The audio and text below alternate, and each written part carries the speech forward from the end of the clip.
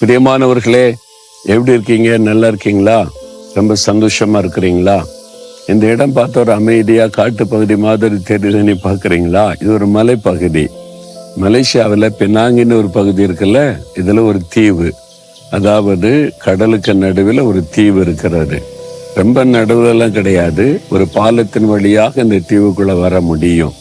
இந்த மலைப்பகுதி பார்க்க ரொம்ப அழகா இருக்கும், ரொம்ப பிளசண்டாக இருக்கும், அமைதியாக இருக்கும். ஒரு அமைதியாக சமாதானமாக இருக்கிறதுக்கு நல்லா இருக்கும். இங்கெல்லாம் அங்கங்கேருந்து உட்கார்றதுக்கெல்லாம் இட வசதி செஞ்சுருக்கிறாங்க.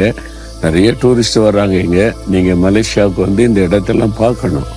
ஆண்டவருடைய அழகான சிருஷ்டிப்புகளை நீங்கள் பார்க்கணும். சரி, இன்றைக்கு ஒரு வேத வசனம் 2 தெசலோனிக்கேயர் 3:16 வசனம்.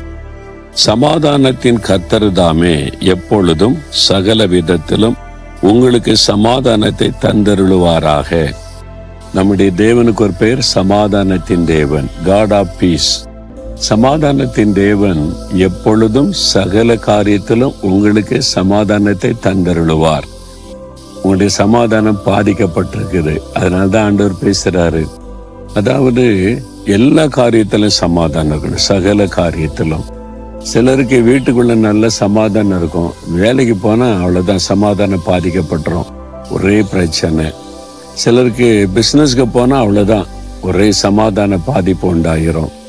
சிலருக்கு ஆபீஸ்ல ரொம்ப சமாதானமா நிம்மதியா வேலை செய்வாங்க, வீட்டுக்கு ஏடா வர்றோம் அப்படின்னு இருக்கும், சமாதானம் பாதிக்கப்படுது. ஆளுக்கு ஒரு பிரச்சனை சொல்றாங்க, வீட்டுக்குள்ள சமாதானம் பாதிக்கப்படுது.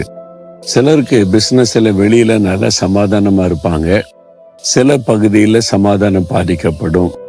ஊழியத்துக்கு போனா நல்ல நிம்மதியா இருக்க, சமாதானமா இருக்கு, வீட்டுக்குள்ள வந்த உடனே குழப்பம்தான், சண்டை தான், முறுமுறுப்பு தான், சமாதானமே இல்லை. சிலருக்கு வீட்டுக்குள்ள நல்ல நிம்மதியா சமாதானமா இருக்கு, ஊழியத்துக்கு போனாலே அங்க பிரச்சனை, ஆட்கள் ஆளுக்கொண்டு சொல்றாங்க, இந்த மாதிரி.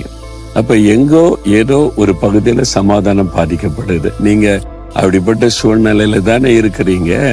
உங்களுடைய தேவையை நினைச்சா சமாதானம் பாதிக்கப்படுது, இந்த பக்கம் கடன் பாரத்தை நினைச்சா சமாதானம் பாதிக்கப்படுது, சரீரத்தை நினைச்சா ஒரு பலவீனம், சமாதானம் பாதிக்கப்படுது. அந்த ஆண்டவர் சமாதானத்தின் தேவன் சகல காரியத்திலும் உங்களுக்கு சமாதானத்தை அருளுவாராம். அப்படின்னா என்ன அர்த்தம்? உங்களுடைய ஆத்மாவில் நல்ல ஒரு தேவ சமாதானம், சரீரத்தில் நல்ல ஆரோக்கியம், பலன், அதை குறித்த சமாதானம், வீட்டுக்குள்ள நல்ல மனைவி, பிள்ளைகள், கணவர், வீட்டுக்குள்ள ஒரு குட்டி மோட்சமா இருக்குது, சமாதானம். வேலையில ஆண்டவர் நல்ல வேலை தந்திருக்கிறாரு, சமாதானமா வேலை செய்யறேன். பிசினஸ் ஒரு பிரச்சனை இல்லாம ஆண்டவர் நடத்து. இப்படி நம்மை சுத்தி இருக்கிற, நாம சந்திக்கிற, நாம பங்கு பெறுகிற எல்லா நிகழ்வுகளிலேயும் சமாதானம். அதனால்தான் சகல காரியத்துல நான் சமாதானம் அருளுவேன் அப்படின்னு ஆண்டவர் வாக்கு கொடுத்திருக்கிறார்ல, அந்த ஆசீர்வாதம் உங்களுக்கு உண்டாயிருக்கும். எந்த பகுதியில சமாதானம் பாதிக்கப்பட்டிருக்குது இன்றைக்கு யோசிச்சு பாருங்க. வீட்டுக்குள்ள தாங்க, வேலையில தாங்க, இந்த பிசினஸ்ல தாங்க அப்படின்னு நினைக்கிறீங்களா? அதுல கர்த்தர் சமாதானத்தை பாதிக்கிற சூழ்நிலையை மாற்றி உங்களுக்கு ஒரு அற்புதம் செய்து நீங்கள் சகல காரியத்துல சமாதானமா இருக்கும்படி உங்களை ஆசீர்வதிப்பார். அந்த ஆசீர்வாதத்தை உங்களுக்கு வாக்கு கொடுக்கிறார். எப்படி அவரால் கொடுக்க முடியும்? அவர் சமாதானத்தின் தேவன். நமக்கு சமாதானத்தை உண்டு பண்ண சிலுவையில தன்னை மறிக்க தன்னை அர்ப்பணித்து கொண்டார்.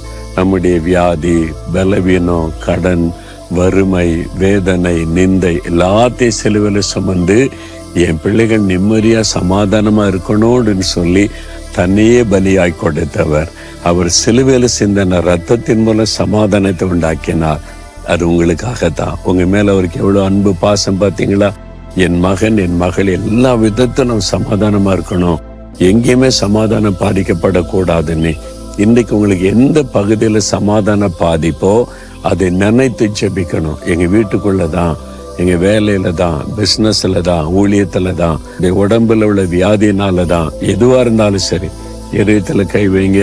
எந்த பகுதியில சமாதானம் பாதிச்சிருக்குதோ, நீர் ஆண்டவரே எல்லா சூழ்நிலையிலும் எப்பொழுதும் எனக்கு சமாதானம் அருளி ஆசீர்வதிக்கிற தேவன் என்பதை நான் அறிந்து கொண்டேன். சிலுவையில என் சமாதானத்திற்காக பலியாய் கொடுத்தீர். இன்றைக்கு இந்த காரியத்துல, என் சமாதானத்தை பாதிக்கிற இந்த காரியத்துல நீங்க தலையிட்டு இயேசு கிறிஸ்துவின் நாமத்தில் அந்த சமாதான குறைவு மாறட்டும். பரிபூரண சமாதானம், சகல காரியத்துல சமாதானம் இன்றைக்கே என் வாழ்க்கையில உண்டாகணும். இயேசுவின் நாமத்தில் ஆமேன், ஆமேன்.